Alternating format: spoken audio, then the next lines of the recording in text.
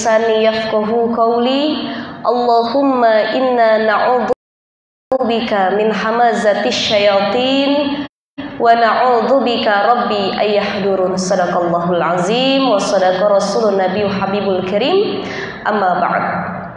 Alhamdulillah, Ibu, maju, nggak kelihatan mukanya mana nih.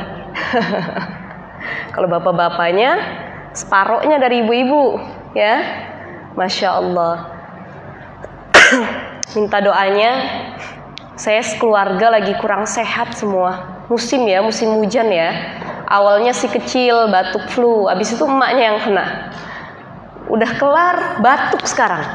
Flu-nya udah kelar, batuknya masya Allah. Ternyata bukan saya aja, banyak juga yang lagi kayak gini. Kemarin saya terakhir ceramah itu minggu kemarin. Saya ngisi di iNews, mungkin kalau ibu-ibu ada yang nonton ya, di Cahaya Hati iNews. Itu suara lagi hilang-hilangnya Pak. Tapi mau nggak mau ya, karena memang harus tausiah, harus ceramah, dan itu live juga. Udah dipaksain deh serak-serak gitu suaranya ya. Tapi alhamdulillah setelah itu hilang full suaranya. Sama sekali nggak bisa ngomong. Jadi benar-benar 1 minggu ini istirahat. Alhamdulillah nih perdana lagi tausiah di Nurul Huda Cipete. Alhamdulillah. Bapak sehat Pak? Alhamdulillah. Ibu-ibu sehat?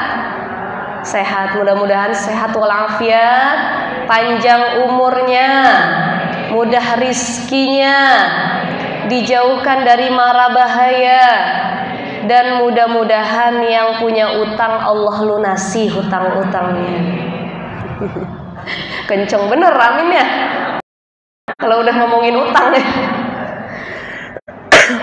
Paling nikmat emang sehat dan panjang umur ya Bu. Nikmat paling luar biasa. Kata Rasulullah, ni'matani makbunun. Ada 2 nikmat yang manusia sering sia-siakan, padahal kita tahu sebenarnya.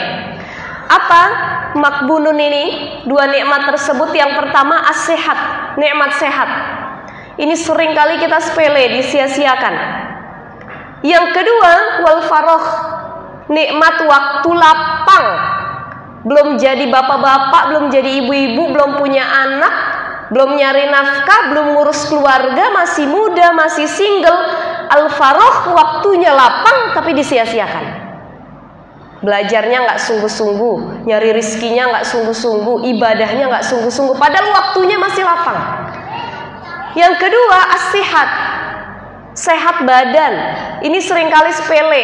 Kita kalau lagi sakit baru inget, ya Allah, ternyata nikmat paling enak itu sehat ternyata. Betul ya? Lagi demam panas, lagi sakit, apalagi sampai masuk rumah sakit kena infusan, ya Allah, ternyata bisa mencium, itu nikmat. Ini zamannya COVID-19 itu penciuman hilang. Ketika ada yang penciumannya hilang kena COVID, dia bilang, ya Allah, gak apa-apa deh walaupun yang dicium itu yang bau-bau, tapi yang penting masih bisa nyium. Maka ibu-ibu kalau suami buang angin, jangan diomelin. Jangan. Kalau suami buang angin dan kita masih bisa nyium, itu tandanya masih sehat hidung kita. Betul? Ini suami buang angin diomelin. Udah pergi-pergi keluar dah. Ya Allah, gak punya adab. Padahal harusnya kita bilang, alhamdulillah ya bang, wangi bener. Allah masih kasih nikmat sehat sama saya. Bapak-bapak juga begitu. Kalau istri buang angin atau istrinya kurang wangi, alhamdulillah hidung saya masih punya penciumannya. Coba kalau Allah cabut tuh nikmat sehat. Yang kedua, bisa buang air kecil, bisa buang air besar, bisa jalan ke majelis ta'lim, bisa menghirup udara segar. Ini salah satu nikmat yang seringkali kita lupakan. Bu, kemarin belum lama berita salah satu artis meninggal dunia. Ya, heboh beritanya. Ya Pak ya, suami istri meninggal tapi supirnya nggak ada luka sedikit pun. Tidak ada sedikit pun. Ya, udah ajal. Yang pertama itu udah ajal, udah mautnya memang. Yang kedua, walaupun ajal dan maut itu sudah Allah tentukan, tapi kita sebagai manusia itu wajib ikhtiar. Bawa mobil pelan-pelan, apalagi di jalan tol. ya, dan lain sebagainya. Jadi ikhtiar. Jangan sampai kita serahkan, udah deh ajal mah urusan Allah, tapi nggak mau ikhtiar sama sekali, ya. Ini tidak diperbolehkan. Nah, yang namanya ajal itu nggak mandang usia. Kemarin artis yang meninggal itu usianya baru 28 tahun. Masih muda, Bu. Anaknya baru 1. Suaminya baru 31 tahun. Ya, walaupun ya, pertama yang ingin saya tekankan adalah ada istilah yang mengatakan don't judge by cover. Betul. Jangan pernah menjudge seseorang itu dari covernya, ih pakaiannya terbuka, ih suka minum-minuman keras, ini mah ahli neraka yang begini, kata kita. Padahal kita nggak tahu, ternyata mungkin yang husnul khotimah wafatnya dia. Ada orang rajin ke masjid, alim, tapi belum tentu juga husnul khotimah. Jadi husnul khotimah baik atau tidaknya seorang itu urusan Allah. Jangan mulut kita nih suka ngatain orang, dikit-dikit ngejas. Oh ini ahli maksiat, oh ini ahli ibadah, kayak Tuhan. Padahal baik dan buruknya manusia itu cuman urusan Allah. Ada satu kisah sebelum saya masuk ke bab nafkah. Boleh saya kisahkan sedikit Bapak Ibu?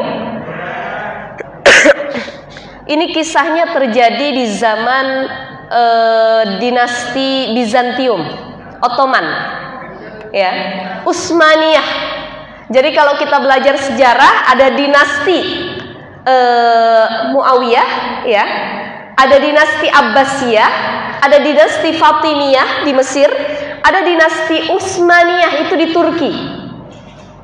Kalau kita jalan-jalan ke Turki, ada namanya Masjid Al-Fatih, ya, ada Masjid Hagia Sophia. Nah, itu salah satu peninggalan dari kerajaan Bizantium.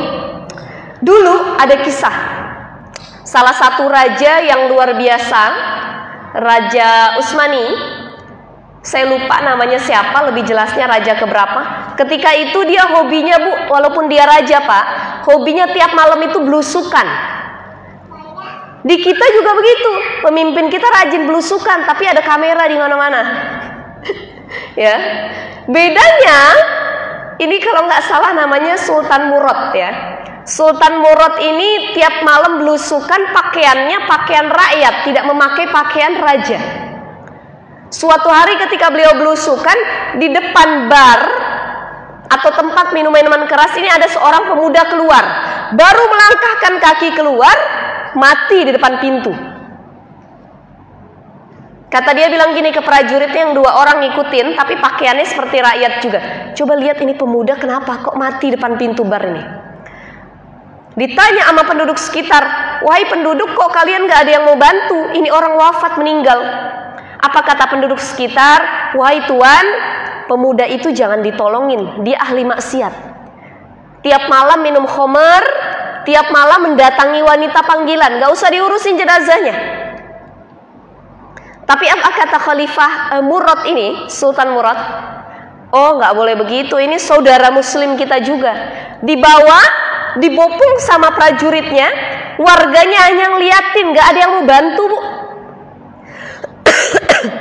Sampai ke rumah si Sultan Murad itu, sang raja nanya sama istrinya, Bu, ini saya mau tanya nih, ini suami ibu muslim kan? Iya Pak, muslim. Tapi kok nggak ada rakyat sama sekali yang mau bantu bopong jenazahnya, apalagi katanya nggak mau ngurusin sampai dimakamin. Kenapa, Bu? Istrinya nangis. Wahai tuan, aku ingin bercerita bahwa sesungguhnya masyarakat sekitar mengira suamiku ini ahli maksiat. Yang mereka lihat, tiap malam suamiku datang ke tempat bar, minum minuman keras. Tiap malam suami saya datang ke tempat wanita panggilan. Tapi sesungguhnya Tuan, demi Allah, suami saya tidak pernah meminum khamr tersebut. Suami saya datang ke tempat khamr itu, dibelinya semua khamr, pakai duit dia, dan dibuangnya khamr itu ke kamar mandi semua, ke WC. Kenapa? Niatnya jangan sampai ada pemuda yang beli khamr. Makanya dia borong tiap malam. Nih, salah satu kebaikannya. Padahal nggak ada yang tahu. Disangkanya minum khamr. Yang kedua, suami saya itu datang ke tempat wanita panggilan. Itu wanitanya dibayar tiap malam semua tanpa dipakai sama sekali. Kenapa? Niatnya biar kalau ada pemuda yang datang, orang-orang yang pengen berzina itu nggak jadi. Kenapa? Udah kenyang nih semua perempuan. Tapi masyarakat taunya suami saya itu hobi main perempuan dan minum minuman keras. Nggak tahu isinya yang sebenarnya. Ini khalifah langsung menangis, Bu. Orang biasa tapi perjuangan dakwahnya Masya Allah. Akhirnya apa? Langsung dari kerajaan yang ngurusin pemakamannya. Subhanallah. Jadi kita jangan sampai melihat seorang itu dari covernya saja, menilai seorangan sembarangan, ya. Tetangga kita, saudara kita sembarangan kita nilai, ya. Tidak seperti itu. Jadi baik dan buruknya yang paling tahu dirinya dan Allah Subhanahu wa ta'ala. Ya, itu bridging saja, pembukaan sebenarnya. Kita masuk di bab nafaqah. Silakan dibuka.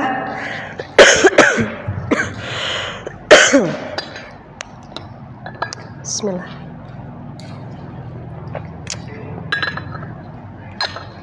Kita masuk di hadis yang kedua ya Bu ya. Bismillahirrahmanirrahim. Wa an Abi Abdullah wa yuqalu lahu Abi Abdurrahman Sauban bin Bujdud maula Rasulullah sallallahu alaihi wasallam. Qala Rasulullah sallallahu alaihi wasallam, dari Abdurrahman Sauban bin Bujdud maula Rasulullah SAW, dia berkata, Rasulullah itu pernah bersabda, afdalu dinarin yunfiquhu rajul dinarun yunfiquhu ala iyalihi. Kata Rasulullah, laki-laki yang paling baik, seorang yang paling baik adalah orang yang diberi keutamaan dengan dinarnya. Kenapa? Karena dari dinarnya itu dia infakkan kepada istrinya. Jadi sebaik laki-laki adalah yang menginfakkan rizkinya kepada keluarganya.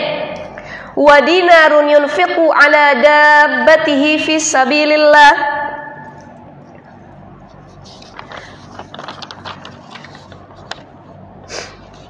Dan orang-orang yang menginfakkan hartanya untuk kendaraannya fisabilillah, untuk berjuang di jalan Allah. Dan yang ketiga, wa anfaqtuhu wa dinarun yunfiquhu ala ashabihi fisabilillah, dan orang yang menginfakkan dinarnya untuk sahabat-sahabatnya yang berjuang di jalan Allah. Jadi ada 3 keutamaan seseorang. Pertama, dia yang punya harta tapi hartanya dikasih sama keluarganya, dicukupin. Anak istrinya nggak kelaparan, anak istrinya nggak sampai ngemis-ngemis, anak istrinya nggak sampai dengki iri sama orang lain. Kenapa? Karena dicukupkan sama suaminya. Bu, berapa banyak istri yang berantem sama tetangga gara-gara apa? Tidak dicukupkan nafkahnya. Ada suami gajinya 10 juta, 1 juta dikasih sama istri, Neng, ini pegang 1 juta ya buat sebulan. Cukup atau enggak? Cukup enggak Bu? 1 juta sebulan. Anaknya 3. Ya Allah, 9 jutanya ditilep sama dia sendiri. Dipakai buat maksiat, dipakai buat melayani orang lain. Karena banyak suami yang di luar rumah itu royal, tapi di dalam rumah tidak royal.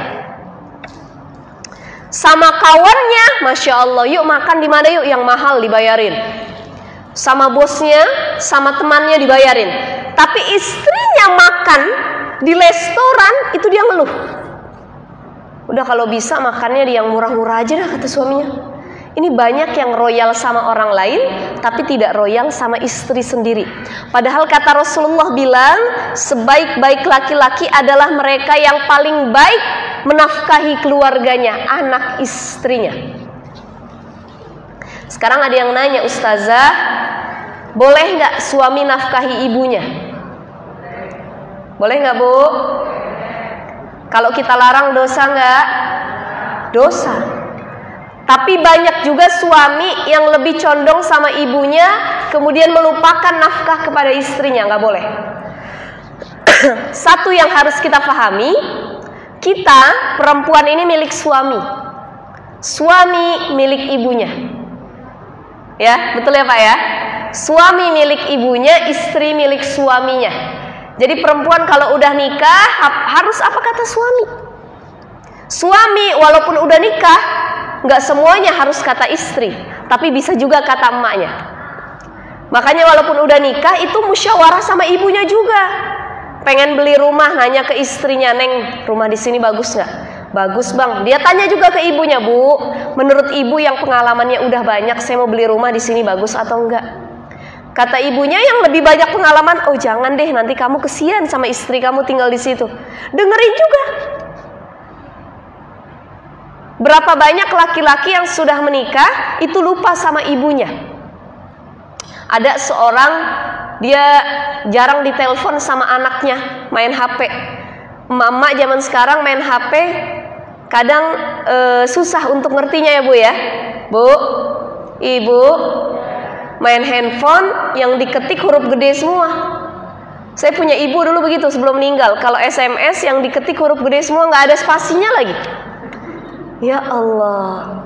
Kalau nelpon itu bingung mencet yang mana. Ada orang nelpon, ada yang merah, ada yang hijau. Ini yang mana? Kebanyakan dia pencet yang merah. Jadi setiap orang nelpon nggak pernah keangkat. Ya ini zaman teknologi sekarang. Ada banyak orang tua di hari tuanya dia lihat handphonenya, kok nggak pernah ada yang nelpon anak-anak saya. Padahal anak saya nggak cuma satu, ada 5 orang. Apa rusak ini HP dia bawa ke tukang konter HP, kata tukang konternya nggak rusak pak. Ternyata apa? Bukan rusak HP-nya, anaknya nggak pernah ada yang nelpon. Masya Allah. Ini belum lama ada kasus di Jawa Timur kalau nggak salah ya. Ibu yang ditaruh di panti asuhan, anaknya ada 3 biji. Satu ibu bisa ngerawat 10 orang anak. Bahkan tanpa bantuan babysitter. Orang dulu anaknya banyak-banyak. Nenek saya anaknya 15. Betul ya Bu ya? Tapi dirawatnya sendiri, nggak pakai pembantu. Anak sekarang cuman punya anak sebiji pakai pembantu. Pembantunya beda, babysitternya beda. Betul nggak? Padahal nyuci pakai mesin cuci, blender udah ada, nggak usah ngulek lagi.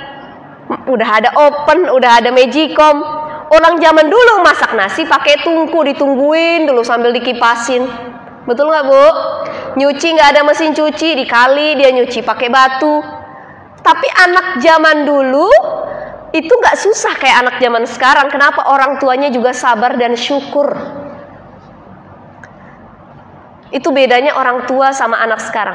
Tapi anak kalau orang tua, sudah senja usianya, makanya dikatakan dalam Al-Quran, wa qadha rabbuka alla ta'budu illa iyyahu wa bil walidaini ihsana. Hendaklah kalian berbakti kepada orang tua. Ya. La tusyrik billah inna syirka la dzulmun azim. Itu yang pertama selalu ditekankan, tidak boleh syirik. Yang kedua pasti wabil walidaini ihsana, berbuat baik kepada orang tua. Kenapa? Orang tua kalau sudah usia senja kembali kayak anak-anak. Dulu kita kayak anak-anak, orang tua udah sakit, udah tua kayak anak-anak. Tapi orang tua mau anaknya sakit bagaimanapun juga dia bisa ngurusin. 5-5-nya sakit dia urusin. Tapi anak yang diurusin cuma emaknya 1, anaknya 5 nggak bisa ngurusin. Itu kasus di Jawa Timur. Ibunya ditaruh di panti asuhan, anaknya 3 bilang apa ketika diwawancarai, dia bilang ibunya suka bikin maksiat. Kalau kata orang Jawa, maksiat itu apa Bu maksudnya Bu? Suka bikin ulah ya. Bikin ulah, diurus tapi ngeberatin, bikin ulah. Padahal kita juga waktu masih kecil seperti itu. Ini ujian. Wala taqullahuma uffin wala tanharhuma wa kullahuma qaulan karima. Ini dalam Al-Qur'an. Pertama, wala taqullahuma uffin. Enggak boleh ngomong sama orang tua. Nah, ini yang kecil-kecil harus denger nih. Jangan pernah ngomong sama orang tua. Dek, tolong dong beliin cabai. Mama nyuruh mulu. Itu dosa. Wala taqullahuma uffin. Wala tanharhuma. Enggak boleh ngebentak keduanya. Wa kullahuma qaulan karima. Dan kalau ngomong itu harus lemah lembut sama orang tua. Sama guru dia sopan, sama orang tuanya enggak sopan. Padahal orang tua ada 3, sok dicatat. Orang tua ada 3. Pertama, orang tua yang melahirkan kita, orang tua nasab, yang ngandung, ngelahirin 9 bulan, berjuang antara hidup dan mati, the struggle of life, ya. Itu yang mengandung, melahirkan kita, orang tua. Paling mustajab doanya. Yang kedua, orang tua yang membesarkan kita. Dia memang gak melahirkan kita, tapi ngebesarin. Ini orang tua juga. Yang ketiga, orang tua yang memberikan anaknya buat kita, mertua. Banyak orang kalau sudah nikah, ya, kalau sudah nikah, dia cuma taat sama orang tua tapi tidak taat sama mertua. Ini biasa yang sering konflik sama mertua itu perempuan, ibu-ibu. Ya, kenapa? Karena yang emang sering bikin masalah itu mertua perempuan, bukan mertua laki-laki. Jadi punya mantu berantem sama mantunya. Kita ada istilah yang mengatakan begini, birru aba'akum tabirrukum abna'ukum. Berbuat baiklah kalian kepada orang tua. Kenapa? Karena kelak kalau jadi orang tua, anak-anak kita bakal berbuat baik sama kita. Jadi kalau pas kita jadi orang tua mengatakan, ya Allah kok anak saya susah banget dididik. Mungkin dulu waktu jadi anak kita juga susah dididik sama orang tua. Ya Allah anak saya nggak bisa disuruh sholat. Mungkin dulu kita waktu jadi anak juga begitu. Jadi ada hukum apa disebutnya? Nggak ada karma dalam Islam ya, tapi kayak ya seperti karma lah modelnya. Birru aba'akum tabirrukum abna'ukum, ya seperti itu. Makanya kalau kita pengen jadi mertua yang dicintai sama menantu, kita jadi menantu yang baik. Bagaimana menantu yang baik? Nih masalah nafkah. Laki-laki nafkahnya itu nanti diteruskan. Kalau dalam Hikmatut Tasyri' wa Falsafah, Syekh Ahmad Ali Al-Jurjawi mengatakan, wa minal ma'lumi anal infaqu alaihima. Himanya itu kembali kepada walidain, ibu bapak. Anal infaqu alaihima min ahsanil hasanat wa aujabil wajibat wa akrobil kurubat. Ada 3 kebaikan. Jadi kalau nginfakin orang tua, pertama itu kewajiban walaupun udah nikah. Yang kedua min ahsanil hasanat, itu juga kebaikan yang lebih baik dari kebaikan apapun. Wa akrobil kurubat, orang tua juga kerabat paling dekat dibanding kerabat manapun. Iya, makasih. Halo tes. Kedengeran nggak mic ya Bu? Kedengeran. Jadi kalau laki-laki makanya gini, kalau kita bahas ilmu waris Pak, ilmu waris itu kenapa laki-laki dapatnya 2/3, perempuan cuma 1/2. Ini kalau dalam pembagian waris seringkali kita bilang nggak adil. Kok saya perempuan cuma dapat 1/2? Laki-laki abang saya dapatnya 2/3. Kenapa sih? Apa kira-kira hikmah dari waris itu? Sampai banyak kalau kita lihat pengadilan-pengadilan agama, itu banyak sekali pengajuan atau tuntutan dari ahli waris yang merasa tidak adil pembagian warisnya antara laki-laki dan perempuan, anak laki sama anak perempuan. Padahal ada hikmah yang sangat-sangat luar biasa. Pertama, Islam itu memberikan keadilannya berimbang. Apa keadilan berimbang? Laki-laki dapat bagian lebih besar dalam waris karena dia nafkahin banyak orang. Pertama, nafkahin istrinya. Kedua, nafkahin anaknya. Ketiga, kalau masih ada orang tuanya salah satunya, dia nafkahin ibu bapaknya. Ya. Yang keempat, kalau dia punya saudara perempuan, dia juga wajib ngasih ke saudara perempuannya. Bertanggung jawab. Makanya kalau ada abang kita laki-laki atau adik kita warisannya lebih besar, jangan marah. Banyak tanggungannya. Tapi perempuan, dia tanggungannya tidak sebesar laki-laki. Nafkah tidak perlu. Malah dia dinafkahi sama suami. Mahar kita yang dapat, suami yang ngasih. Ini laki-laki banyak sekali tuntunannya dari mau nikah, udah ngasih mahar. Ya Bu ya. Ibu dulu maharnya berapa Bu dari bapak Bu? 500 juta. Berapa? Zaman dulu ustazah udah lama banget katanya. Jadi kata Rasulullah, sebaik-baik laki-laki adalah yang memberikan nafkah terbaik buat calon istrinya. Sebaik-baik perempuan adalah yang maharnya paling ringan. Jadi sebaik laki-laki adalah yang maharnya paling besar, paling baik. Sebaik-baik perempuan yang minta maharnya paling ringan. Jadi jangan ditafsirkan walaupun perempuan yang baik itu adalah yang minta mahar ringan, kita kasih cuman maharnya 5 juta. Udah maharnya 5 juta deh, yang penting kita nikah sah. Tidak seperti itu. Padahal karena dia perempuan baik, laki-lakinya harus lebih baik lagi. Berapa? Nah ini baru nih. Tadi kayak ketekan ini baru nih tadi. Kayak ke apa namanya ya Bu ya? Nah ini baru timbul lagi suaranya. Jadi lihat Rasulullah itu bawain Siti Khadijah maharnya itu 100 unta Qaswah. Satu untanya senilai Pajero Sport. Berarti kalau dihitung berapa M Bu? 100 unta, berapa belas M? Itu buat Siti Khadijah. Zaman sekarang laki-laki ngasih mahar seenaknya. Padahal mahar itu kewajiban, hak seorang perempuan. Makanya kalau lagi mau nikah, tanya dulu Bang, berapa mahar yang abang siapkan?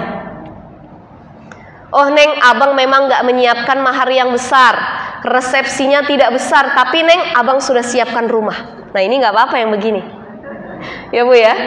Tapi berapa banyak orang gara-gara resepsi akad dia gengsi, hanya untuk gengsi semata, setelahnya tinggal dikontrakan, gak punya rumah. Nikahnya habis 500 juta sampai minjem bank. Nah ini kejadian nyata, teman saya sendiri. Dia minjem ke BCA 500 juta, bawain perempuannya 200-300-nya buat pesta mewah di hotel.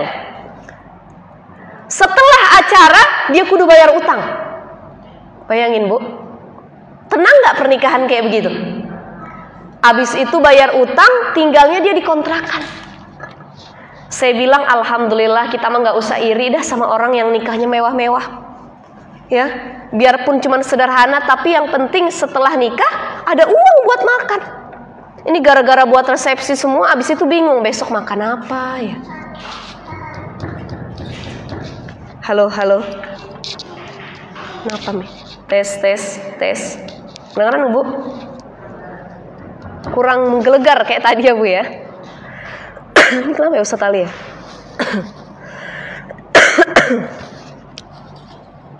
Halo tes. Ya. Jadi itu ya, kewajiban dari mahar. Nah, di sini dikatakan dalam hadis ini laki-laki yang paling baik adalah yang paling memberikan nafkah terbaiknya buat keluarganya. Yang kedua, laki-laki yang baik adalah laki-laki yang memberikan hartanya untuk kendaraan yang dipakai di jalan Allah. Dia punya mobil, mobilnya dipakai buat ngaji, ibadah. Dia punya motor, motornya dipakai buat ibadah. Dia punya kendaraan, kendaraannya dipakai buat bantu orang ibadah. Nah ini salah satu harta yang paling baik yang dimiliki oleh seseorang. Yang ketiga adalah orang yang punya harta, hartanya dipakai untuk membantu orang lain ibadah. Jadi kalau suami kita nggak kasih nafkah Bu, tuntut aja nggak apa-apa Bu, daripada dia dosa. Karena salah satu dosa seorang suami adalah tidak bertanggung jawab terhadap nafkah. Ini kalau kita lihat taklid talak ya, ketika mau nikah, apabila saya tidak menafkahkan istri saya 3 bulan berturut-turut, maka jatuh talak saya. Ini sudah jatuh talak nih. Nafkah itu ada 2. Pertama, nafkah lahir. Yang kedua, nafkah batin. Jangan hanya nafkah lahirnya kita penuhi, tapi nafkah batin enggak. Kesian Pak istrinya, sakit nanti. Ya Bu ya. Ada yang cuma ngasih nafkah, kata suaminya, udah Neng, yang penting nafkah batinnya terpenuhi. Nafkah lahirnya tidak pernah dikasih, ini dosa juga. Ya. Jadi suami itu tanggungannya banyak.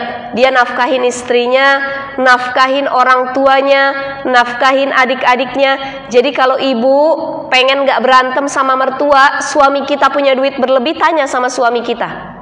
Dibeliin tas Hermes sama suami, mahal gak bu? Kata istrinya bilang, bang, saya dibeliin tas Hermes bang, mahal bener nih. Ibu udah dibeliin belum bang? Kalau bisa ibu dibeliin juga bang. Kita dibeliin emas sama suami, kita tanya ke suami kita, bang, ibu udah dibeliin belum bang? Kalau bisa ibu beliin juga. Jadi tidak ada iri dan dengki antar keduanya, ya ibu-ibu sekalian ya. Nah ini kewajiban nafkah kepada keluarga atau istri. Kita lanjut ke hadis selanjutnya. Wa an Ummi Salamah radhiyallahu anha qalat, qultu ya Rasulullah, halli ajrun fi bani Abi Salamah an unfiqa alaihim walastu bitarikatihim hakadha wa hakadha innama huwa bani, faqal na'am laki ajru ma anfaqti alaihim.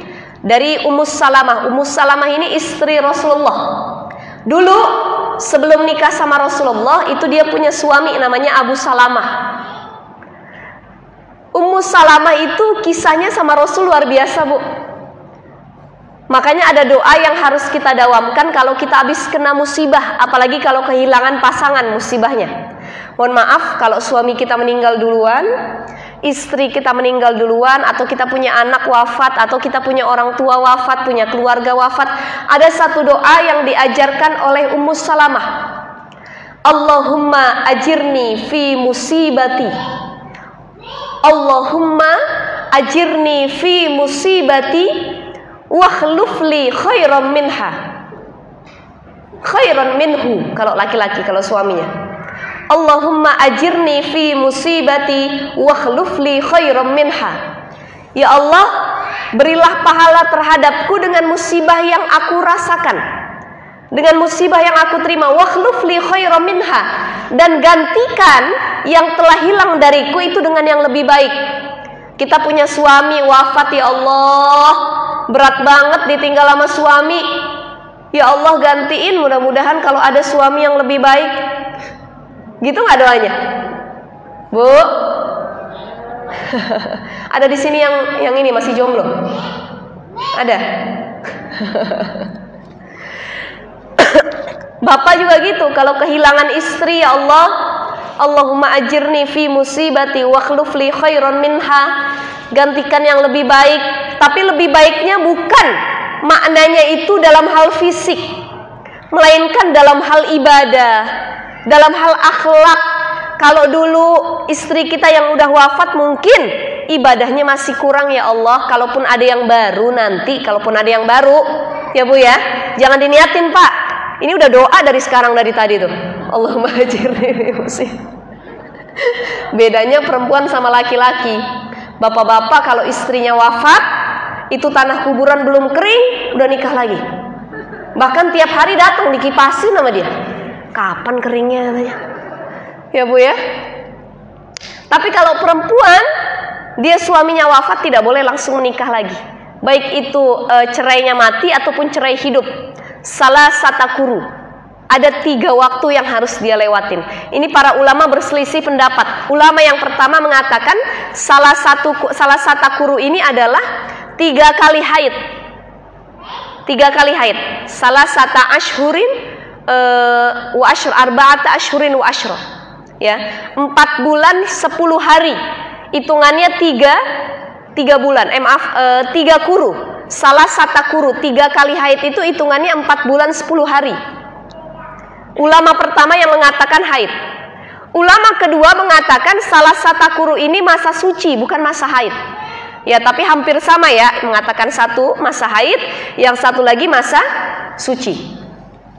Perempuan kalau suami baru meninggal ataupun dicerai hidup, itu 3 bulan tidak boleh menikah lagi ataupun menerima pinangan. Ini zaman sekarang orang banyak yang nggak tahu agama. Baru cerai sama suaminya 10 hari udah nikah siri lagi. Baru cerai berapa bulan? Belum sampai 4 bulan 10 hari, dia udah pacaran sama orang lain. Dia sudah menerima pinangan orang lain. Padahal perempuan ini harus dalam masa idah terlebih dahulu. Ustazah, ada yang nanya, masa idah itu bagaimana sih? Apa kita nggak boleh keluar rumah, nggak boleh dandan? Tidak. Masa idah itu maknanya adalah ya kita tidak boleh bersolek sama sekali. Keluar rumah boleh. Mau ke tukang sayur, mau ke pasar boleh, nggak ada yang larang. Ini gara-gara masa idah ngendep aja dalam rumah, udah kayak pengantin. Nah, tidak seperti itu. Bahkan ada yang mengatakan kalau masa idah itu harus pakaiannya hitam-hitam. Tidak harus hitam-hitam. Pakai warna apapun silahkan, selama warna tersebut tidak mencolok. Ini baru ditinggal suami 5 hari. Keluar dia pakai lipstik, bincunya tebel, merah, kuning, hijau. Pakaiannya Masya Allah, yang lihat bukan mahramnya, ya Allah tuh janda cakep bener katanya. Nah, ini jadi omongan, jadi dosa. Ya, jadi masa idah adalah masa di mana kita bertafakur, masa di mana kita muhasabah. Tapi beda dengan laki-laki. Kalau dalam fikih Islam laki-laki itu nggak punya masa idah. Akan tetapi Pak, ya ulama-ulama Azhar mengatakan walaupun laki-laki tidak ada masa idahnya, minimal 10 hari mereka bisa muhasabah masa idahnya. Jangan baru cerai sama istri 5 hari udah kawin lagi. Pak, sehat? Ya, jadi ada masa tunggunya. Tunggu dulu istri baru wafat berapa bulan baru nikah. Baru cerai sama istri baru cari lagi.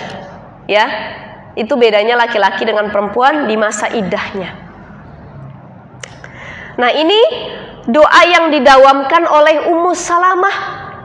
Allahumma ajirni fi musibati wa akhlif li khairan minha.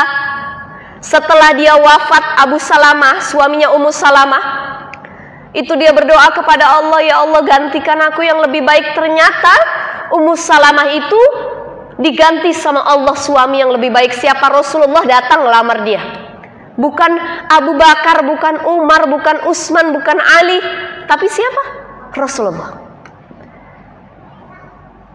Masya Allah, ini yang diganti sama Allah ini bukan baik lagi, paling baik, Bu.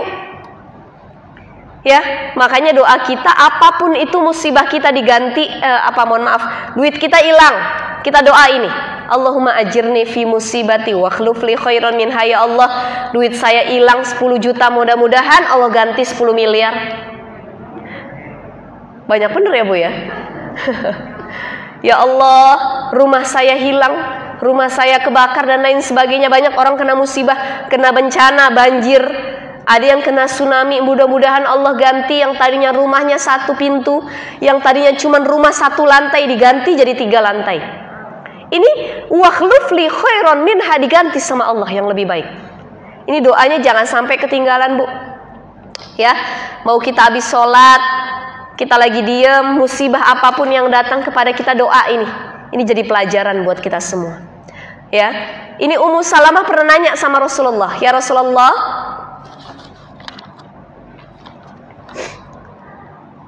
hali ajrun fi bani Abi Salamah. Dulu ketika aku punya suami Abi Salamah, dia pas nikah sama aku itu udah punya anak dari istrinya yang dulu. Jadi saya punya anak tiri gitu ya. Kemudian setelah Abi Salamahnya wafat, saya masih tetap ngasih duit ke anak-anaknya, saya nafkahin. Apakah bagi saya pahala? Ibu punya suami, suaminya bawa anak dulu. Begitu suami kita meninggal, anak kita kan putus sama kita ya, anak tirinya ikut sama orang lain. Tapi kita tetap ngasih nafkah, apakah berpahala? Kata Rasulullah, na'am laki ajru ma anfaqti alaihim. Bagi kamu pahala sebagaimana yang engkau nafkahi mereka. Jadi kalaupun kita punya uang itu kita kasih bukan sama anak kandung tapi anak tiri, itu tetap pahala juga. Suami istrinya punya anak dari lakinya yang dulu kita nikahin, kita ngasih nafkah ke anak tiri kita, itu juga pahala. Tapi banyak orang yang mengutamakan anak tiri dibanding anak kandungnya. Dia cerai sama istri pertama, anaknya ngikut sama istri pertama. Begitu dia nikah lagi sama janda, punya anak, Dia lebih sayang sama anak jandanya daripada sama istrinya, anak istrinya yang dulu. Padahal anak kandung dia yang pertama itu darah daging dia. Banyak kejadian kayak gini, Bu. Setelah cerai bapaknya nggak pernah mau ngasih nafkah. Setelah cerai boro-boro ngasih nafkah, nengokin juga kagak. Ya. Padahal nafkah yang paling utama itu sama anak kandung sendiri.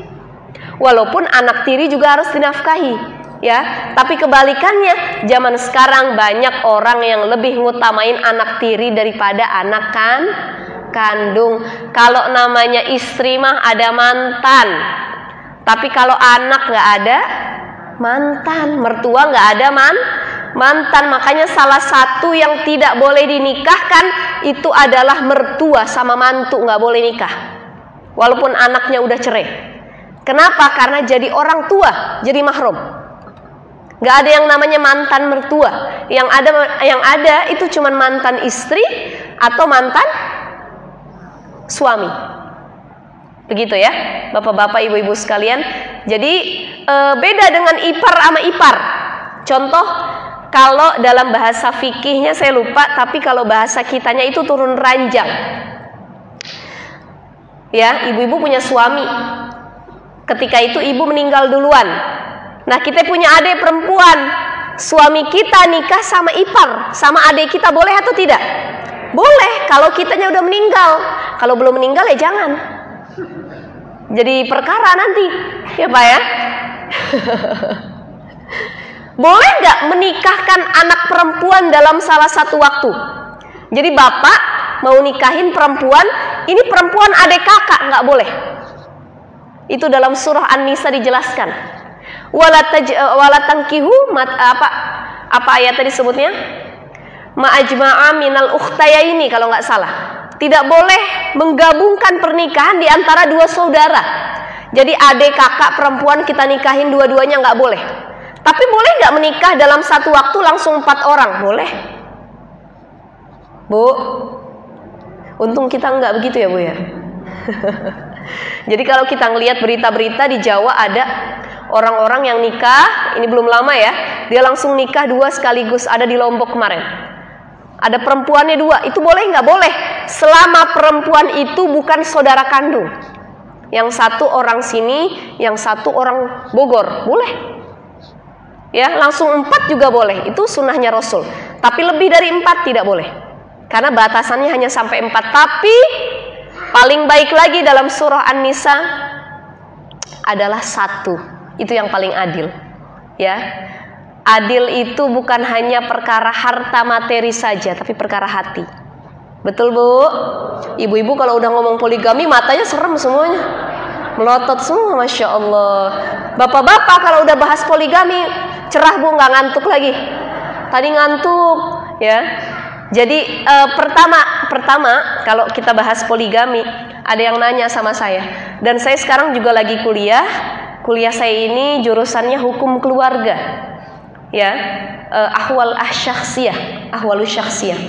Itu tiap hari di perkuliahan yang dibahas kalau nggak poligami, talak, cerai, nikah. Karena memang ruang lingkupnya hukum keluarga itu. Ada kemarin dosen saya, dia ngasih argumen pendapat, bagaimana tanggapan para mahasiswi saya tentang poligami. Otomatis kita semua jawab, Pak Dokter, Prof, kita memang tidak menyalahi aturan agama.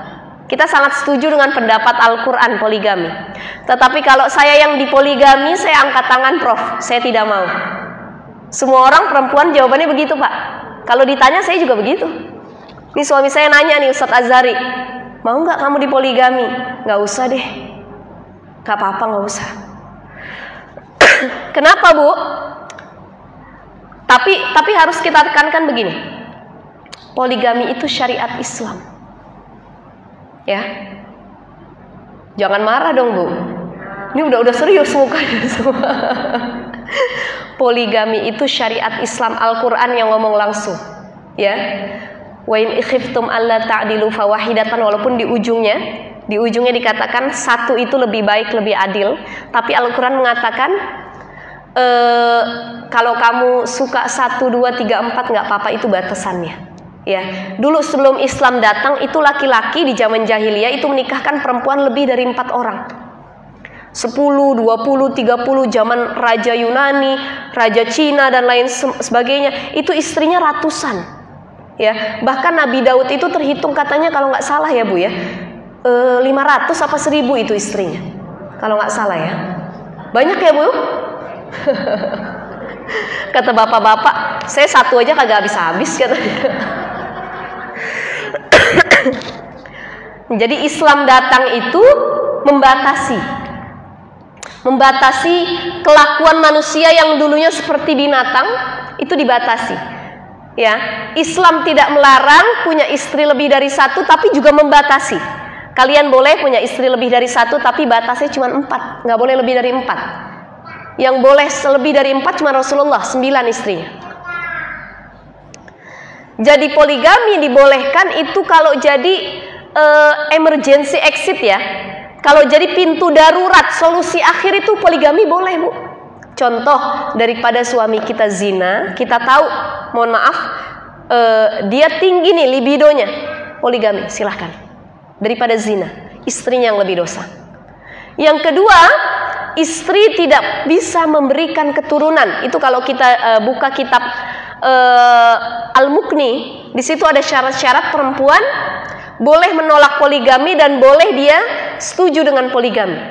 Nah, boleh dia setuju dengan poligami salah satunya adalah tadi karena suami yang libido tinggi, khawatir zina. Yang kedua, karena tidak bisa memberikan keturunan, ya, mandul. Itu boleh juga mengizinkan suami untuk poligami.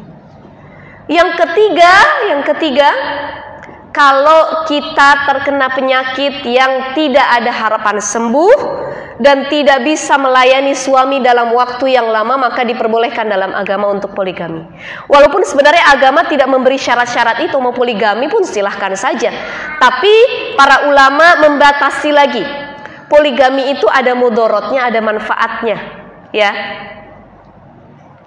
Maka agar tidak terjadi mudorot, syarat-syaratnya harus dipenuhi. Kira-kira sudah punya anak, istri cantik, sakit, tidak semua terpenuhi.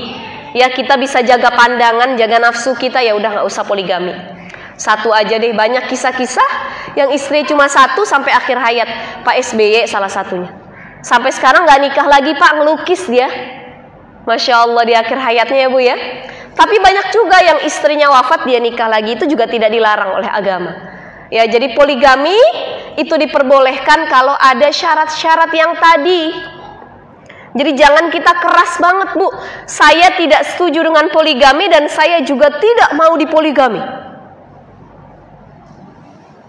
Bu, jadi setuju atau tidak sama poligami?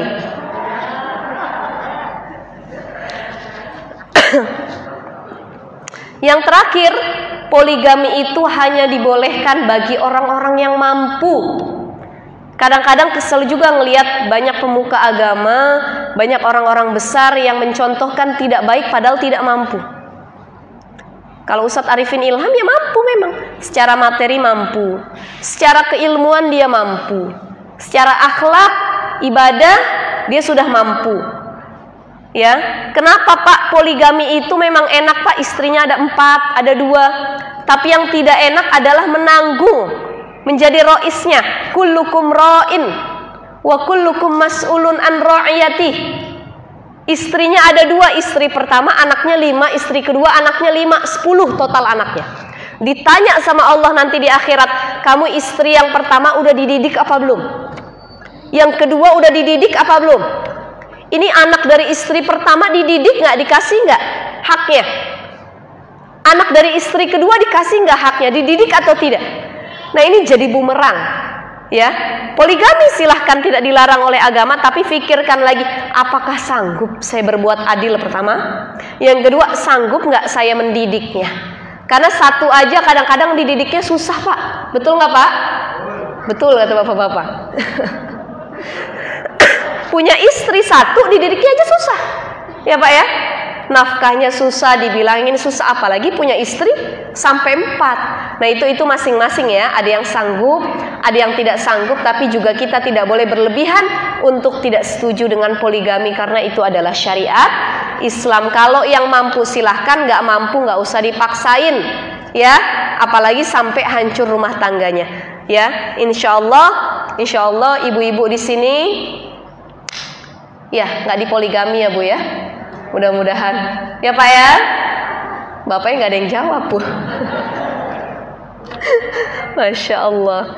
Ya mudah-mudahan Allah kasih samawa ya, sakinah mawaddah warohmah buat kita semua. Jadi itu sekilas tentang kisah Ummu Salamah. Jadi Ummu Salamah, beliau istri Rasulullah, dulu sebelum nikah sama Rasul punya suami namanya Abu Salamah, punya anak dan anaknya tetap dia nafkahi. Artinya di sini kita bisa ambil pelajaran bahwa Ummu Salamah itu tetap berhubungan baik dengan anak-anak tirinya walaupun ayahnya sudah meninggal ya. Jadi salah satu hikmah dari nafkah kepada kerabat itu dalam hikmatut tasyri tadi disebutkan adalah silaturrahim ya. Masih ngasih nafkah sama orang tua, niatnya apa? Silaturrahim. Duit lebih kita kasih nafkah sama saudara kita, niatnya apa? Silaturrahim. Ada tetangga kita, saudara kita, orang-orang dekat yang kesusahan, kita kasih nafkah tersebut, silaturahim. Punya anak, walaupun sudah cerai sama istri, kita ngasih nafkah tetap, niatnya apa? Silaturahim. Gara-gara ngasih nafkah, itulah kita ketemu sama anak kita. Gara-gara ngasih nafkah, itulah bonding kita, ya, rasa sayang kita kepada anak kita. Jadi niat menafkahi keluarga selain mencari ridho Allah, yang kedua niatnya adalah silaturahim.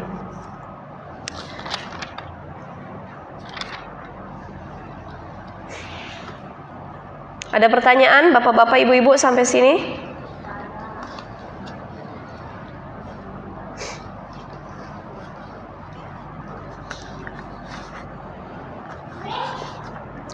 Kemudian hadis yang selanjutnya, masih ada waktu ya. Wa an Sa'id bin Abi Waqqas fi hadisihi tawil alladhi qaddamnahu fi awalil kitab. Ini hadis selanjutnya Bu, di sampingnya.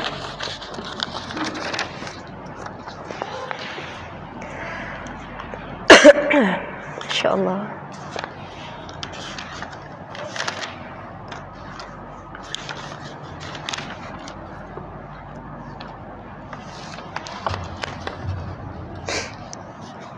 Fi babin niat ya. Ini sudah disebutkan dalam bab niat sebelumnya, anna Rasulullah sallallahu alaihi wasallam, bahwasanya Rasulullah mengatakan qala lahu wa innaka lan tunfiqa nafaqatan ya. Bahwasanya beliau mengatakan sungguhnya engkau tidak menafkahkan sesuatu nafkah pun tabtaghi biha wajhallah yang dengan nafkah itu engkau mengharap ridha Allah Subhanahu wa taala, illa ujirta biha hatta ma taj'alu fi imra'atik ya.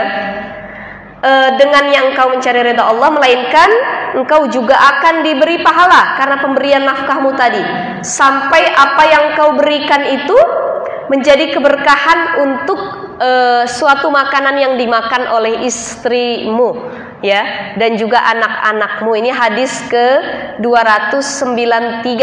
Artinya nafkah itu adalah sesuatu hal yang harus manfaat bagi keluarga kita. Dalam hadis yang lain dikatakan apa saja nafkah itu? Pertama, kata Rasulullah, apa yang engkau makan maka berilah kepada istrimu, itu nafkah. Jadi nafkah itu ukurannya harus sesuatu yang kita rasakan. Pertama, tempat tinggal. Kalau kita tinggal di tempat yang mewah, istri dan anak kita juga harus ngerasain. Yang kedua, makanan. Sandang, pangan, papan, nih tiga nafkah yang sangat penting ini. Kalau kita makan enak, kita makan steak, kita makan makanan Korea, makan makanan Amerika, istri anak kita juga kudu ngerasain. Makanya suami yang baik itu kalau habis makan di luar, apalagi di restoran, dia biasanya minta ngebungkus. Ya, Pak tolong bungkus satu, kenapa? Buat istri saya inget di rumah. Buat anak saya Pak, dia doyan bener nih makanan, bungkus bawa pulang, kasih istri sama anaknya. Ini nafkah terbaik nih. Jangan kitanya makan di restoran, Istri anak kita nggak pernah diajak, nggak pernah ngerasain, itu tidak diperbolehkan. Yang kedua, dalam hal kiswah pakaian. Kalau kita pakai pakaian mahal, istri kita juga kasih pakaian mahal. Kalau bapak beli kemeja di Pondok Indah, istrinya beliin baju di Pondok Indah. Jangan bapak beli baju kemeja di Pondok Indah, istrinya suruh beli di Tamrin. Ini jomplang. Kitanya enak, istrinya gak enak. Jadi nafkah itu adalah mikdarnya, ukurannya sesuai dengan apa yang kita rasakan. Ini ulama berbeda pendapat. Kalau mazhab Maliki, Hambali dan Hanafi mengatakan nafkah itu tidak ditentukan kadarnya. Jadi sesuai saja. Kalau suaminya orang kaya, duitnya banyak, maka nafkahnya juga harus banyak. Contoh, suami ibu DPR atau presiden lah ya, gajinya puluhan juta dan lain sebagainya. Kemarin Krisdayanti baru ngomong ya. Krisdayanti baru ngomong. Bener nggak? Ada di sini anggota DPR? Banyak ya Bu? Komplek Deplu memang. Belum tunjangan-tunjangan lainnya. Belum biaya kalau pertemuan itu ada uang lagi dan lain sebagainya. Berarti kan rizkinya banyak Allah kasih. Dia anggota DPR, duitnya banyak, masih istri kudu banyak juga. Tapi jangan sampai yang tidak ada diada-adakan. Berapa banyak suami yang korupsi itu gara-gara tuntutan istri. Padahal gaji suaminya udah besar, tapi apa? Istrinya yang salah pergaulan. Punya suami duitnya banyak. Dia gabung sama perempuan-perempuan sosialita yang harga tasnya, satu tasnya 50 juta, 200 juta, ada yang 1 M. Suaminya Bu, gajinya habis buat beli tas istrinya doang. Banyak nggak yang begitu? Banyak. Akhirnya kata suaminya puter otak, ya Allah saya nyari nafkah kemana lagi? Padahal udah cukup bener duitnya. Tapi buat gaya hidup nggak cukup. Ini bedanya orang yang bersyukur dan orang yang kufur. Orang bersyukur itu berapapun nikmat yang dia dapat dari Allah, dia bersyukur. Ya Allah gaji saya cuma 1 juta, tapi cukup aja rasanya. Kenapa? Bersyukur. Istri bisa makan, senang. Ada orang gaji puluhan juta, tapi nggak pernah cukup. Kenapa? Karena tidak bersyukur. Selalu melihat kepada yang lain. Uang yang dia pakai bukan untuk kebutuhan, tapi buat gaya hidup. Nggak pernah cukup. Makanya banyak suami korupsi, suami ngambil duit orang itu gara-gara tuntutan istri. Ya, makanya benar itu ada istilah laki-laki yang sukses di belakangnya ada perempuan yang sukses juga. Betul itu, memang. Jadi kalau punya istri yang sukses, yang baik, itu kurang lebih dia bisa mempengaruhi suaminya jadi orang baik juga. Jadi kata Imam Malik, Imam Hambali dan Imam Hanafi, nafkah itu tidak ada ukurannya, sesuai dengan pendapatan suami. Kalau suami sebulan gajinya 100 juta, wajar dia ngasih istrinya sehari 5 juta, nggak apa-apa. Itu sesuai kebutuhannya. Kalau dirasa istrinya tidak sesuai, misal suami gajinya 100 juta, tapi ngasih istri sehari cuma 200 ribu, sedangkan belum bayar air, belum bayar pembantu, belum bayar yang lain-lain, ini tidak sesuai dengan pengeluaran, maka istrinya boleh ngambil duit suaminya yang saya sampaikan kemarin. Ini kisah hadis dari Hindun, istrinya Abu Sufyan. Dia datang kepada Rasulullah, wahai Rasulullah, aku ingin mengadu terhadap suamiku Abu Sufyan itu yang pelit. Padahal duitnya banyak, tapi tidak sesuai pemberiannya kepada aku dan anak-anakku. Kata Rasulullah, khudhi min malihi ma yakfiki wa banik. Ambillah secukupnya duit dari dia walaupun kamu gak izin, ya. Kira-kira duit itu bisa mencukupi kamu dan anak kamu. Jadi kalau punya suami pelit, ambil duitnya gak apa-apa. Gak izin gak apa-apa. Ibu-ibu senyum semua nih.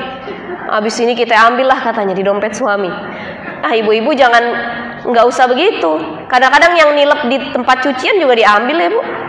Betul nggak Bu?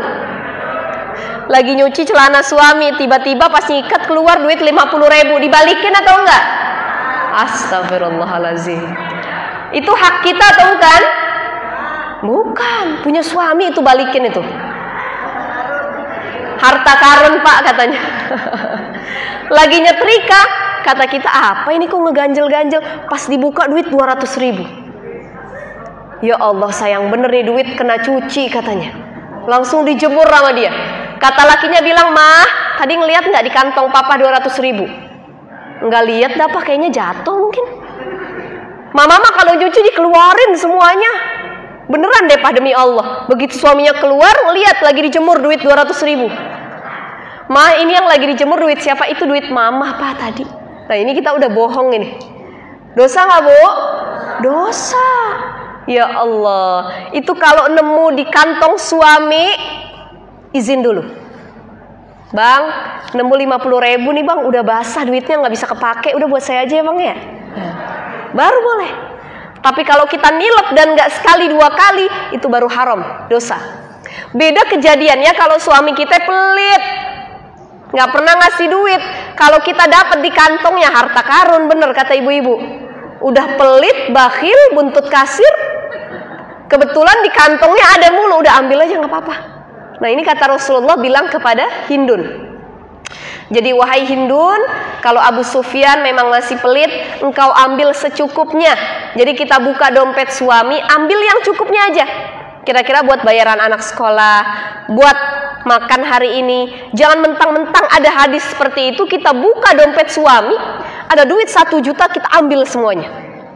Nah, ini bukan mayak fikih wabanik gitu ya, bukan mencukupkan dirimu dan anakku, tapi ini berlebihan, bahkan jadinya mencuri harta suami gitu ya. Wallahu a'lam bishawab. Jadi seperti itu, harta yang kita kasih kepada pasangan kita, apalagi jadi manfaat, makan jadi enak dimakan, pakaian jadi bagus dipakai, semua biaya yang kita berikan mempercantik dirinya jadi ibadah, itu kata Rasulullah, ajrunnya, pahalanya itu sangat-sangat besar, sebagaimana disebutkan dalam pembahasan di awal pada bab niat ya. Dikit lagi, Bu.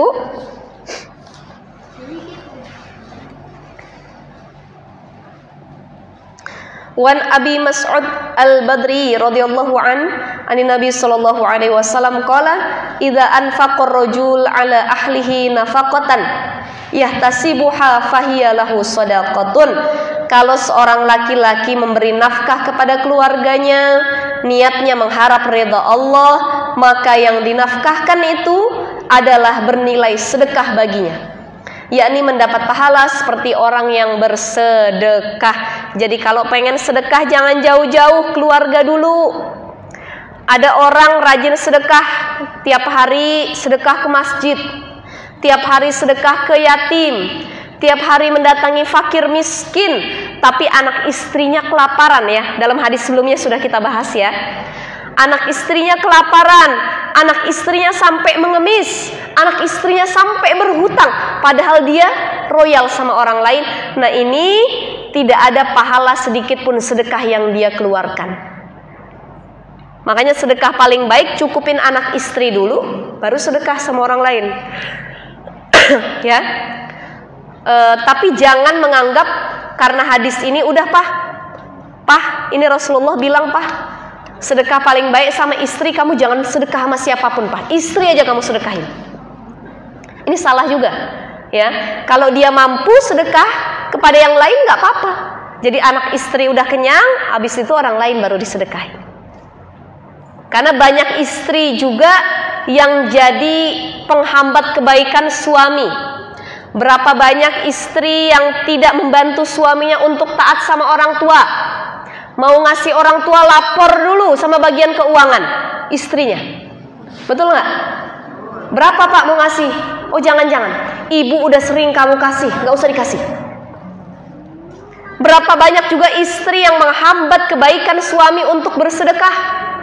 Tadinya suami niat buat bersedekah, tapi dihalang-halangi sama istrinya. Pernah ada kisah salah seorang syekh di suatu masjid, dia mengatakan, sedekahlah kalian kepada Allah.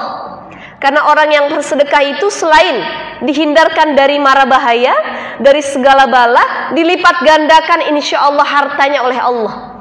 Ini ada seorang murid datang kepada syekh itu, "Syekh, bentar ya, saya nggak punya uang, tapi saya punya beras gandum di rumah."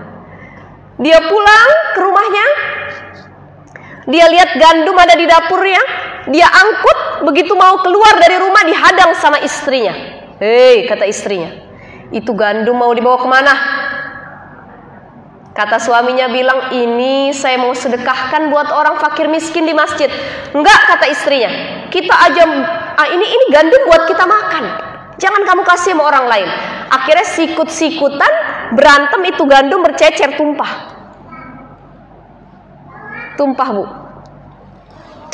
Karena kata kiainya bilang gini, sedekah itu susah. Kenapa? Banyak setan yang mengiringi kita. Ketika kita mau ngeluarin sedekah, itu setan membisikkan kita, nggak usah sedekah deh. Ngapain sih? Bagus buat beli yang lain. Pengen ngeluarin duit 100.000 pas lagi sholat Jumat, kata setan bilang, ngapain 100.000? Itu yang 2.000 aja. Sayang 100.000 mah. Jadi kata kiainya, ayo aku tantang kalian semua wahai para muridku, siapa yang bisa bersedekah pada hari ini tanpa tergoda oleh halangan setan dan gangguan setan sedikit pun. Ini si anak muda tadi pulang, dia balik lagi ke masjid, dia menangis kepada syekhnya. Syekh, mohon maaf, saya nggak jadi sedekah. Loh kenapa? Tadi ada setan yang menghalangi saya, katanya. Siapa setannya? Istri saya. Jadi ada setan di atas setan ya, Bu ya. Lebih galak daripada setan, lebih serem siapa? Istrinya. Ya. Jadi setan dari kalangan manusia ini lebih ngeri daripada setan dari kalangan jin. Ya. Kadang ya lebih kita harus waspadai gitu ya, Bu ya.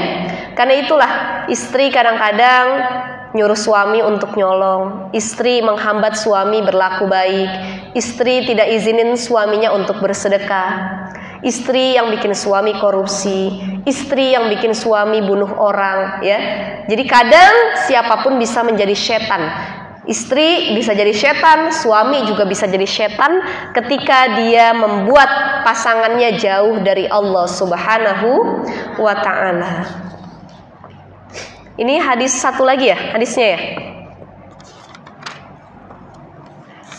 Masih ada beberapa hadis lagi, ada 3 hadis lagi, sudah hampir setengah 12. Insya Allah kita lanjut nanti, kita lanjut bulan depan, langsung di bab selanjutnya nanti ya.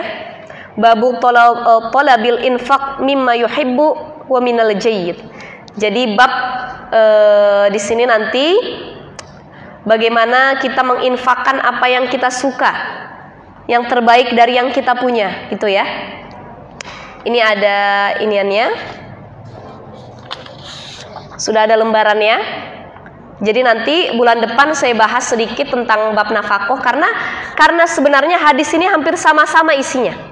Di bab nafkah tadi, intinya seorang yang paling baik adalah seorang yang memberikan nafkah kepada istrinya. Seorang yang tidak lupa memenuhi kebutuhan nafkahnya. Jadi hadisnya hampir serupa semuanya. Cuman bedanya ada kisah-kisah dan riwayatnya saja yang berbeda gitu ya.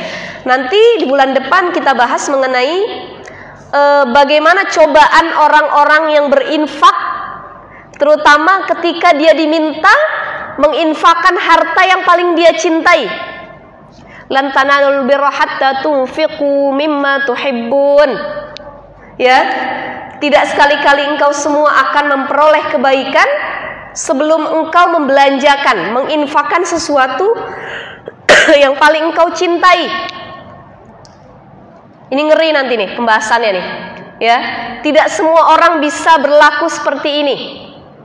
Ada dulu salah seorang penceramah, dia kalau ceramah itu babnya infak sedekah infak gitu ya. Jadi ibu saya dulu bilang pas masih hidup, sekarang sudah wafat ibu saya. Berapa kali mama datang ke pengajian itu katanya, ngelihat tablik akbar ceramah ada ustadz itu datang bicaranya infak sedekah, mama kadang-kadang lupa. Ini gelang di tangan dikasih, kalung dicopot langsung dikasih. Jadi saking kebawa the power of sedekahnya itu ya, maksudnya langsung ngasih gitu ya. Nah ini Masya Allah, ujian, gak setiap orang bisa memberikan apa yang dia punya dan itu paling dia sukai. Ibu sekarang pakai baju nih, bagus baju ibu. Ada temen yang minta, Bu kerudungnya cakep bener, buat saya boleh gak Bu? Dikasih atau enggak? Kasih gak Bu? sayang kata ibu-ibu. Bapak punya mobil mewah Alphard model terbaru, dipinta sama saudara, Pak, sedekah dong Pak.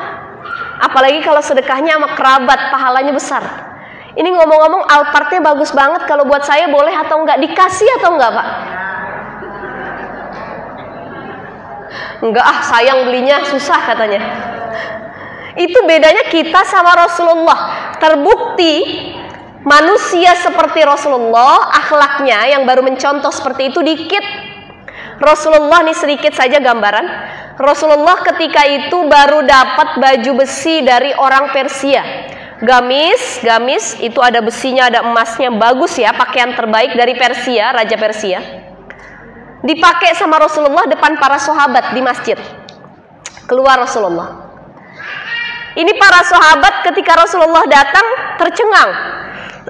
Masya Allah, cakep bener. Kalau bahasa kita pada bisik-bisikan, Bu. Itu Rasulullah bajunya cakep bener katanya.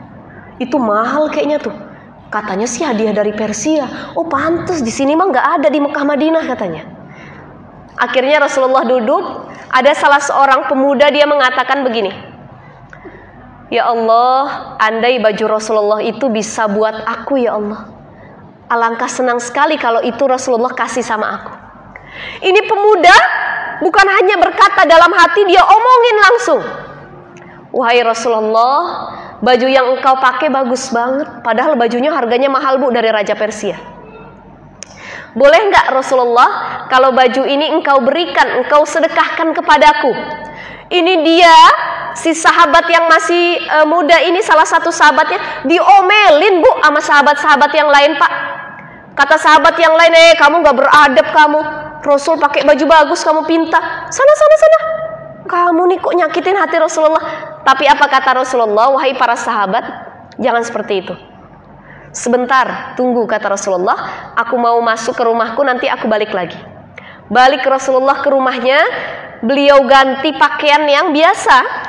Dibawanya baju tersebut yang mewah dari Persia. Kata Rasulullah, wahai fulan, wahai para sahabat, kalian tidak boleh menjas orang ini. Karena apa yang dia minta, walaupun ini aku suka, akan aku berikan, kata Rasulullah.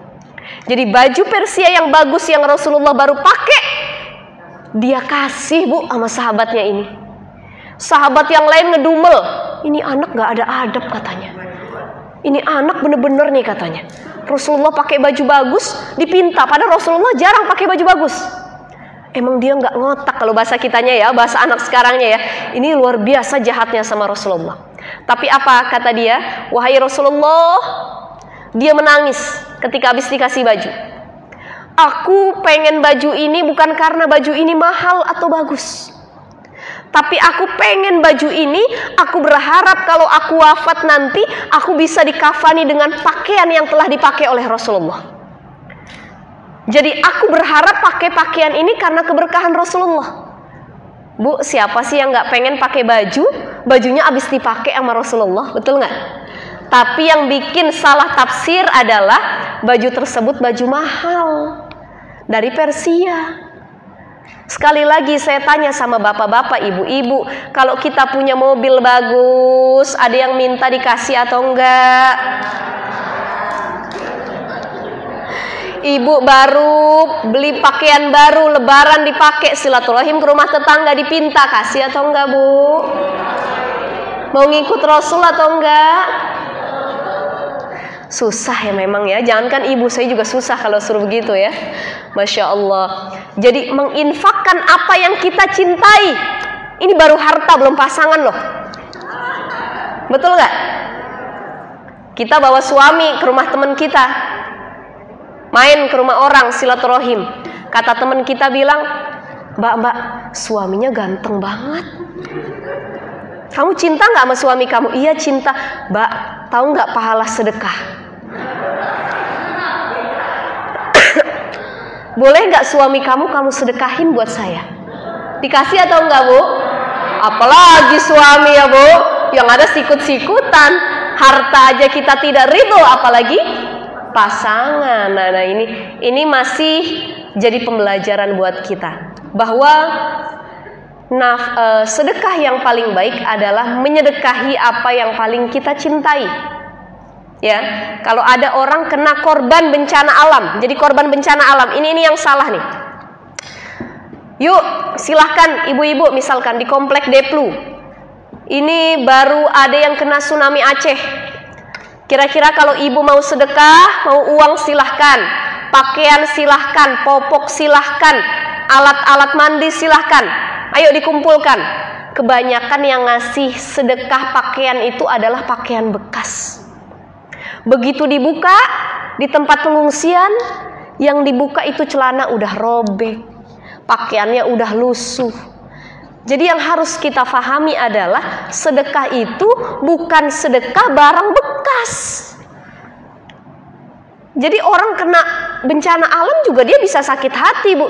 Ya Allah, mentang-mentang saya kena bencana alam yang dikasih gini amat ya. Maka harus yang terbaik. Kalau kita mau sedekah, kalau kita punya duit, mending kasih duit daripada nyakitin hati.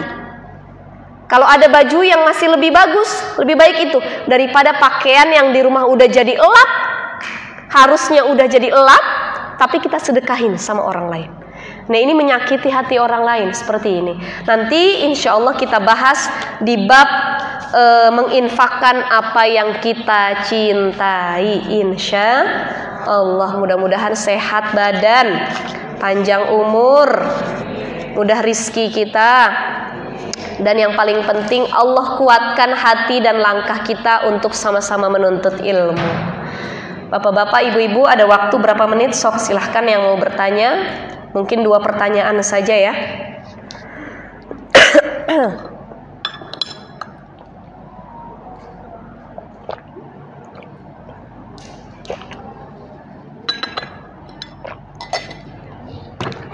Astagfirullah.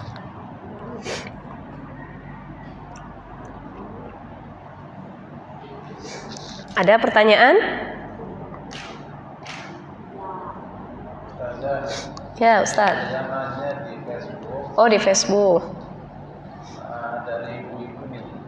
Bagaimana hukumnya kalau nemu uang cucian? Nah, tadi udah ya, Bu ya. Uang tersebut di tempat belanja dan sudah dibelanjakan semuanya. Apa hukumnya memakai uang tersebut? Pertama, Waalaikumsalam warahmatullahi. Ini live Facebook juga ya. Pertama, kalau memang suami kita itu kayak Abu Sufyan, pelit, bakhil, itu hukumnya boleh-boleh saja. Ya, tidak berdosa. Apalagi kalau kita gunakan uang itu untuk ibadah dan untuk mencukupkan keluarga. Tapi kalau memang suami kita orang baik, lebih baiknya lagi, lebih hati-hatinya lagi, izin dulu. Kalaupun sudah kepepet kali, itu buat uang belanja ya nggak apa-apa, pakai saja. Tapi setelah belanja baru kita izin dan minta ridho suami, minta maaf sama suami. Jadi kalau udah terlanjur, kita bilang, Mas, mohon maaf tadi saya nemu duit di kantong, berapa? 50.000. Kebetulan ini belanjaan kita kurang nih, stok di kulkas dan lain sebagainya, jadi saya belanjain. Minta ridhonya ya Mas ya Pak ya, mudah-mudahan nggak marah. Nah, suami yang baik kalau tahu istrinya nemu duit di kantongnya atau di pakaiannya dan dipakainya buat keluarga, jangan marah. Kecuali kalau istri nemu duit, suami berapa ratus ribu dipakai sama dia buat belanja ke salon, buat beli peralatannya dan lain sebagainya, marah nggak apa-apa. Karena mungkin duit suami itu niatnya buat ngasih nafkah ke istri. Ya, Bu ya, seperti itu. Jadi kalaupun terlanjur nggak apa-apa, tapi minta maaf dan minta ridho sama suami. Ada lagi ibu-ibu pertanyaan?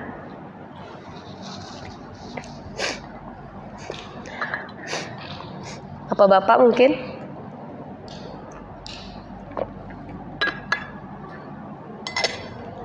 Ya. Waalaikumsalam.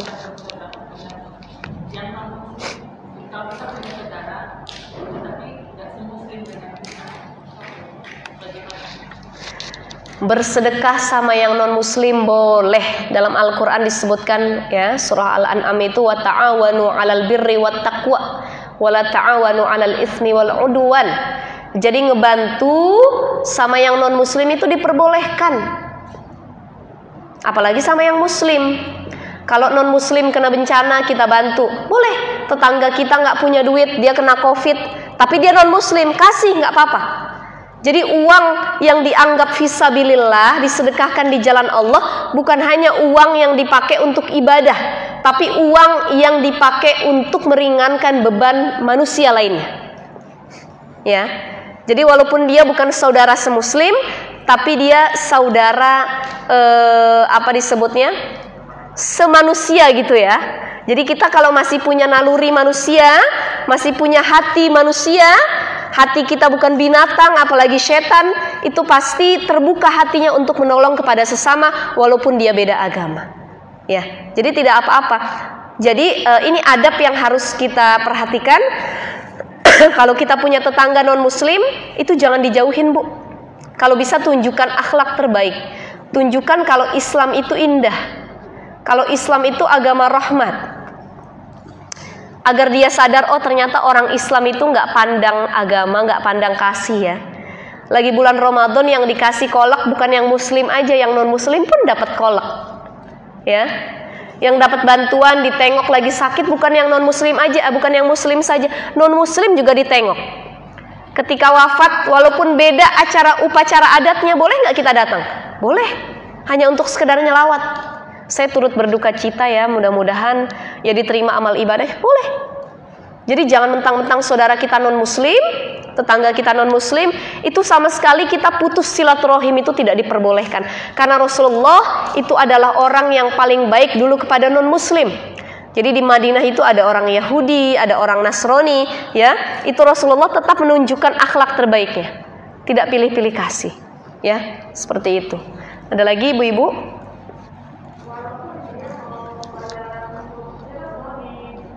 Kenapa? Untuk biaya sekolahnya nggak apa-apa, nggak apa-apa. Apalagi untuk biaya pendidikan ya. Gini, untuk apanya duit tersebut kita harus tetap menolong. Kecuali duit tersebut untuk maksiat, baru jangan ditolong. Misalkan dia orang Kristen, dia pengen merealisasikan program kristenisasi misalkan. Kemudian dia minta duit sama kita, Bu, tolong dong. Saya ini lagi jihad, kalau bahasa agama mereka ini jihad kristenisasi di berbagai wilayah. Itu baru kita nggak boleh bantu. Atau dia minjem uang niatnya buat beli khomer ataupun zina dan lain sebagainya, itu nggak boleh dibantu. Tapi kalau niat dia, Bu, saya minjem uang, anak saya nggak ada uang buat bayaran sekolah, kasih. Bu, saya minjem uang buat makan, kasih. Ya, tapi selama itu tidak melanggar syariat, itu diperbolehkan. Seperti itu.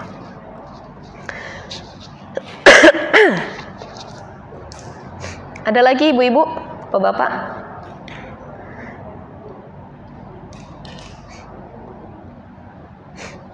Ada? Sudah? Cukup? Biasa ibu-ibu banyak nih pertanyaannya nih. Nggak ada?